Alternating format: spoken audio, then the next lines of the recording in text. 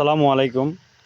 আমরা পুরোটা দেখাই, না দেখালে বুঝতে পারবেন না। তো এইখানে আপনার 60 ফিট রানিং আছে, বাউন্ডারি ওয়াল হাইট আছে 4 ফিট। এগুলাই দেখেন ঝাড়ু মারতেছে, দেখছেন? আমরা বিকাল 5টায় ধরছি, এখন বাজতেছে রাত 11টা।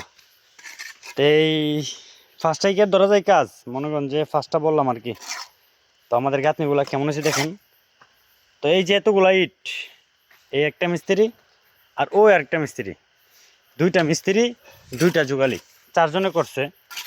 এখানে টোটাল ইট হয়েছে আপনার ইট কতগুলো ভাই? এখানে 1800 1800 ইট না? হ্যাঁ, 1800 ইট। ওনারা মিস্ত্রিটাকে চিনে রাখেন। মিস্ত্রিটা কক্সবাজার বাড়ি, উনি খুব ভালো কাজ করে এবং কাজ খুব ভালো টানে। তো ভাইয়া, আপনার কি মনে হয় সারাদিন করলে চারজন মানুষ 1800 ইট কি গাঁথতে পারবে? না না, পারবে না। পারবে না না, পারবে না। না, ইট কোথায়? ইট ওই দূরে না? দূরে। ইট অনেক দূরে, আবার মুসল্লাও মারতে হয় অনেক দূরে না? হ্যাঁ মানে এগুলা টেনে নিয়ে এসে কাজ করে এগুলো কুলাইতে পারবে না, তাই না?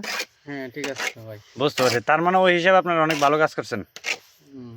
আচ্ছা, তো যারা যারা ওনাদেরকে দিয়ে রাজের কাজ করাইতে চান, ওনাদেরকে দেখে রাখেন, তাহলে ওনারা আপনাদের রাজের কাজ সুন্দরভাবে যত্ন সহকারে করে দেবে। এই দেখেন কত সুন্দর হয়েছে বাংলাদেশের গাঁথনিগুলো, দেখছেন? অনেক সুন্দর, দেখছেন? একদম নিখুঁত কাজের ফিনিশিং। তো সবাই দোয়া করবেন ওনাদের জন্য, আর ওনার জন্য ভবিষ্যতে আরো ভালো ভালো কাজ করতে পারে। এটা টোটাল একটা 5তলা ভবন। এটা পাঁচতলা ভবনের বাউন্ডারি কাজ চলছিল এটা। আর ওইগুলো হচ্ছে কি আপনার বিল্ডিং এর মেইন কলম। তো সবাই দোয়া করবেন ওনাদের জন্য, ওনারা যাতে সুস্থ সবলভাবে কাজ করতে পারে। আসসালামু আলাইকুম।